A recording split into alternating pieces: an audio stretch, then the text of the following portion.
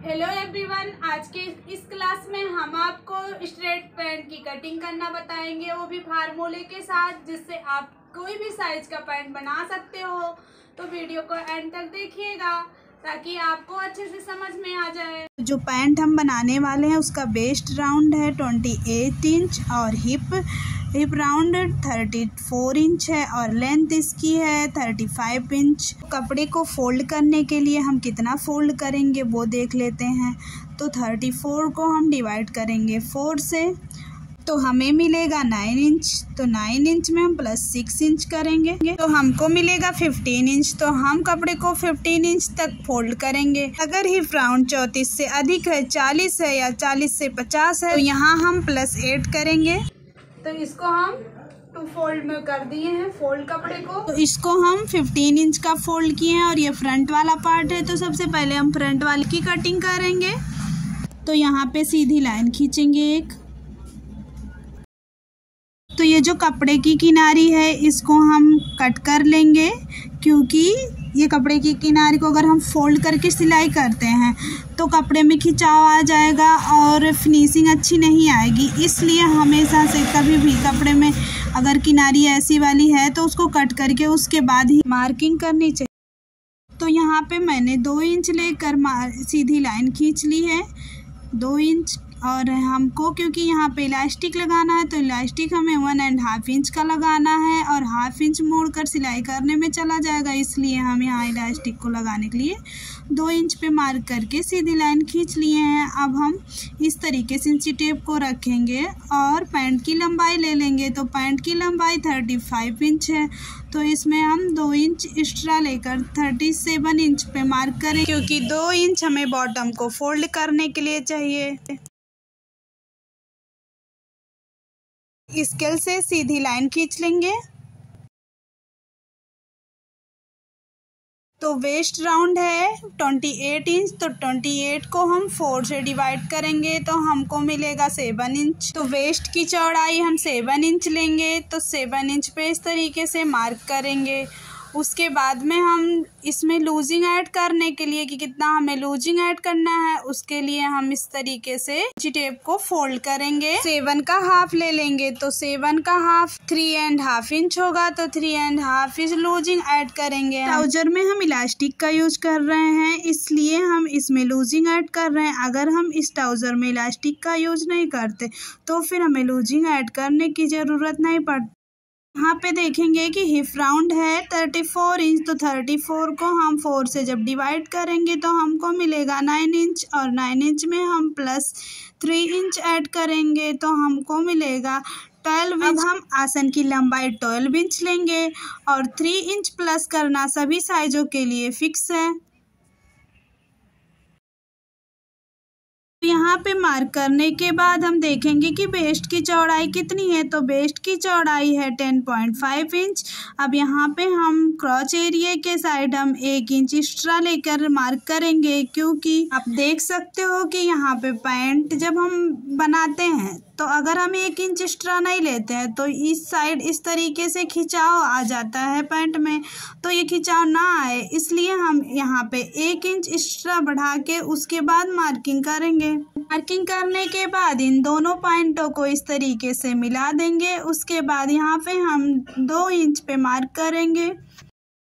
ये क्रॉच area 2 inch इसलिए मैंने लिया हुआ है, 2 इंच क्रॉच एरिया, क्योंकि अगर हिप राउंड जो रहेगा वो अगर 34 इंच से कम है तो क्रॉच एरिया हम 2 इंच लेंगे, और अगर हिप राउंड 40 से 50 इंच तक है तो 2.5 इंच लेंगे क्रॉच एरिया को। अगर 50 से भी ऊपर है तो हम 3-3.5 इंच क्रॉच एरिया की चौड़ाई लेंगे। अब इंची टेप को फोल्ड करके इस तरीके से इसका हाफ ले लेंगे। उसके बाद में यहाँ से इंची टेप को रखेंगे और इसका भी हाफ ले लेंगे। इसका शेप देने के लिए इस पॉइंट से हम इस पॉइंट तक मिलाएंगे। क्रॉच एरिया का शेप देने के बाद इस तरीके से स्केल से एक सीधी लाइन खींचेंगे। उसके बाद में यहाँ से हम इंची टेप को रखेंगे। तो इसकी चौड़ाई है 14 इंच, तो इस तरीके से इंची टेप को फोल्ड करेंगे और इसका हाफ ले लेंगे। अब नीचे की साइड भी हम 14 इंच पे पहले मार्क करेंगे। उसके बाद में इसका हाफ ले लेंगे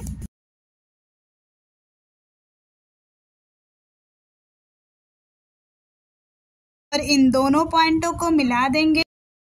हम बॉटम की चौड़ाई की मार्किंग करेंगे तो बॉटम की चौड़ाई हमको चाहिए 20 इंच। यहाँ हम 10 इंच पे मार्क करेंगे क्योंकि कपड़ा 2 बार फोल्ड है। इस लाइन से दोनों साइड 5-5 इंच पे मार्क कर लेंगे। के बाद इस तरह इंची टेप को रखेंगे और मार्किंग कर लेंगे। तो आप देख सकते हो कि दोनों तरफ मैंने मार्किंग कर ली है। अब फ्रंट वाले पार्ट की मार्किंग हो चुकी है। फ्रंट वाले पार्ट की कटिंग कर लेंगे।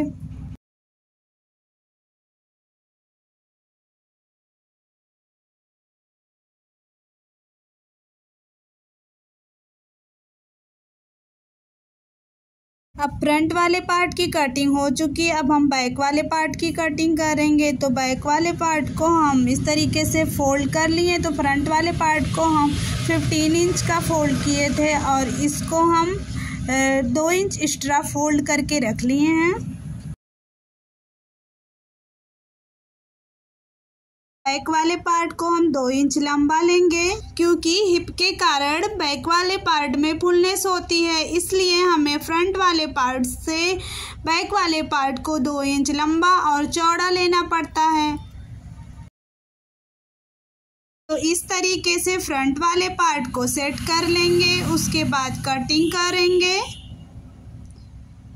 तो यहाँ से इस तरीके से कटिंग कर लेंगे।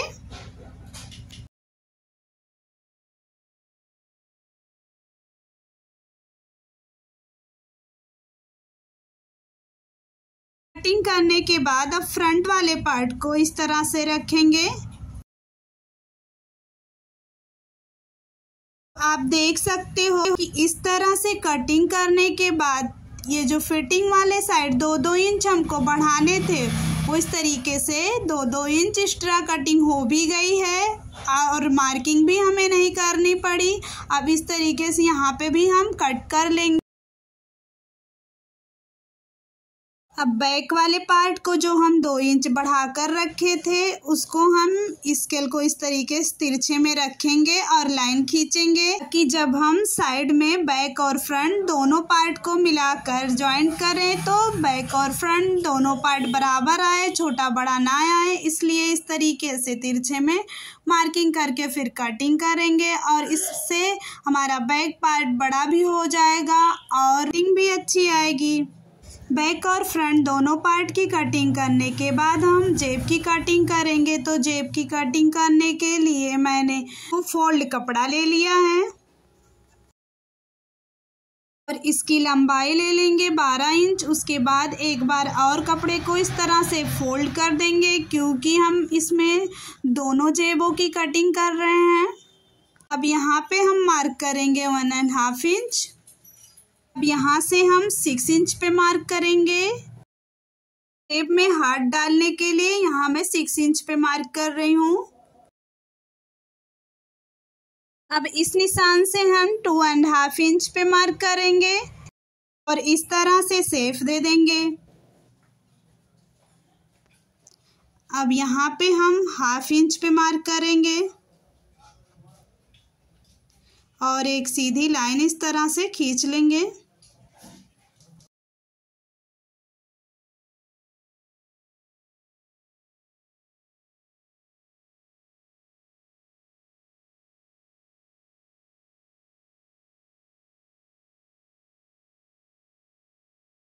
तो आप देख सकते हो कि मैंने जेब की चौड़ाई 6.5 इंच लिया था। आप अपने अकॉर्डिंग ले सकते हो, 7 इंच भी ले। अब इस जॉइंट को कट कर लेंगे। तो हमारा दोनों जेब कट कर रेडी हो चुका है। तो चलिए अब हम पैंट की सिलाई करते हैं। तो सबसे पहले फ्रंट और बैक दोनों पार्ट में यहाँ पे सिलाई कर लेंगे। उसके बाद यहाँ साइड में जो जॉइंट है उसको कट कर लेंगे।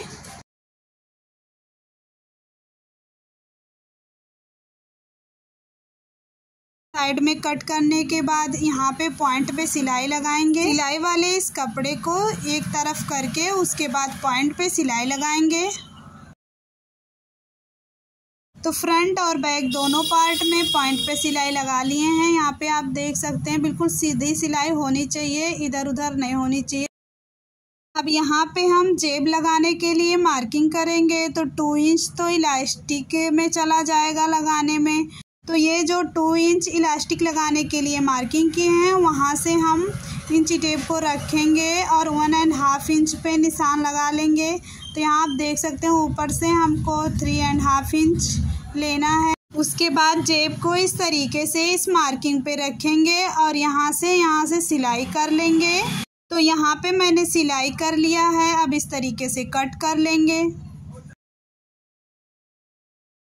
दोनों कोने पे छोटा छोटा कट लगाकर पलट लेंगे और पलटने के बाद सिलाई कर लेंगे पॉइंट पे।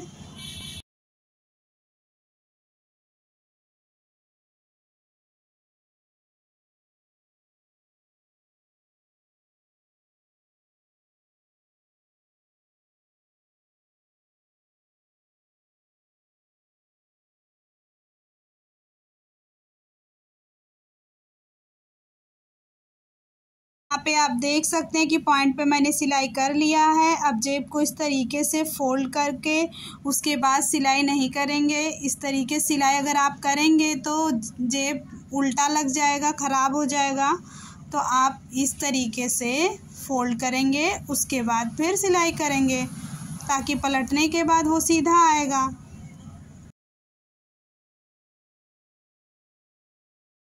टेप की सिलाई करने के बाद इस तरीके से पलट लेंगे। तो आप देख सकते हैं कि इस तरह से सिलाई करने से सिलाई अंदर चली गई है। अब यहाँ पे जेब में इस साइड जो खुला हुआ भाग है, यहाँ पे भी सिलाई कर लेंगे।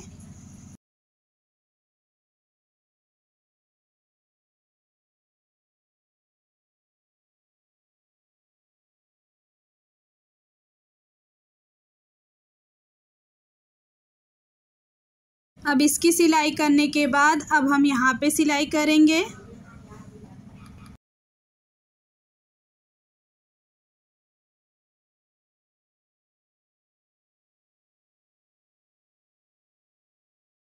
जेब को फैब्रिक में इस तरह अटैच कर लेंगे। तो आप देख सकते हैं कि फैब्रिक में मैंने अटैच कर लिया है जेब को। जेब बन के रेडी हो चुका है एक तरफ का। अब हम दूसरे तरफ का जेब भी बना लेंगे। तो इसी तरह से दोनों तरफ जेब लगा लिए हैं। अब हम बैक वाले पार्ट को इस तरीके से लेंगे, उसके बाद साइड में सिलाई लगाएंगे। फ्रंट और बैक दोनों पार्ट को जॉइंट करेंगे।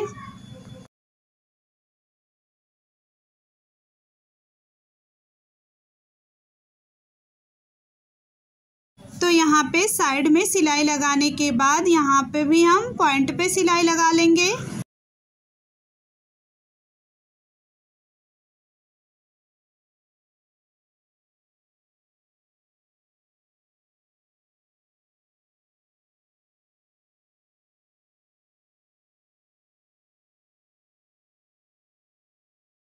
तो बिल्कुल इसी तरह से दोनों तरफ सिलाई लगा लेंगे। तो आप देख सकते हो कि दोनों तरफ सिलाई मैंने लगा लिया है। अब हम इलास्टिक को लगाएंगे। तो इलास्टिक को लगाने से पहले हम देख लेंगे कि हम इलास्टिक कितना लेंगे। तो इसकी कमर की जो चौड़ाई है वो थी 28 इंच, तो हम उसमें 4 इंच कम करके लेंगे। तो 4 इंच जब हम कम करेंगे तो आएगा 24 इंच। इलास्टिक हम लिए हैं 25 इंच, क्योंकि हाफ इंच दोनों तरफ सिलाई में चला जाएगा। आपके कमर की चौड़ाई जितना भी रहेगी उससे 4 इंच कम आप लेंगे। 4 इंच कम लेना सभी साइजों के लिए फिक्स है। अगर आपको थोड़ा ढीला पहनना पसंद है तो आप उसमें 3 इंच कम करके ले सकते हो।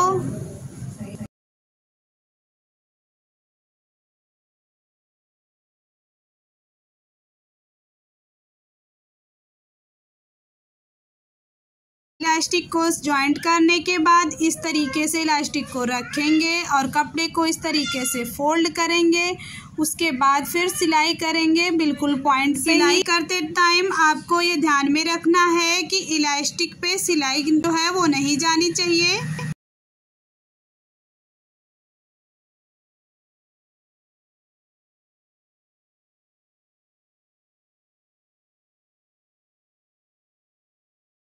सिलाई करते टाइम इस जेब को इस तरफ करेंगे और नीचे की तरफ करके ऊपर से इलास्टिक को रख के उसके बाद सिलाई करेंगे। इससे जो जेब है वो जॉइंट भी इसमें हो जाएगा फ्रंट वाले पार्ट में और एक ही सिलाई पीछे की तरफ आएगी। इस तरह से सिलाई करके निकाल लेंगे। यहाँ पे सिलाई नहीं करेंगे क्योंकि इसमें इलास्टिक की भी सिलाई हो जाएगी। अब इस तरह से दोनों सिलाई को एक दूसरे पे रखेंगे। उसके बाद में इस तरीके से फोल्ड करके देखेंगे कि कपड़ा दोनों तरफ बराबर है या नहीं है। तो इस तरह से अगर बराबर रहेगा तो फिर यहाँ पे हम सिलाई से लॉक कर लेंगे दोनों में, इस तरीके से आगे और पीछे दोनों तरफ। तो दोनों तरफ आप देख सकते हो कि सिलाई करके मैंने लॉक कर लिया है। अब हम यहाँ से इलास्टिक को इस तरह से खींचकर सिलाई करेंगे बीच में, इलास्टिक के बीच में सिलाई करेंगे इस तरह से खींच के, आप देख सकते हो।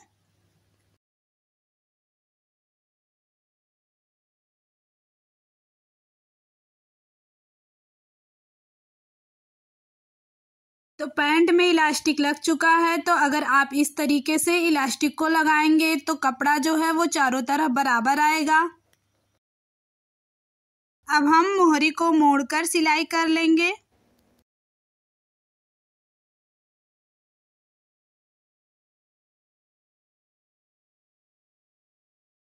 तो इसकी सिलाई करने के बाद अब हम पैंट की फिटिंग कर लेंगे।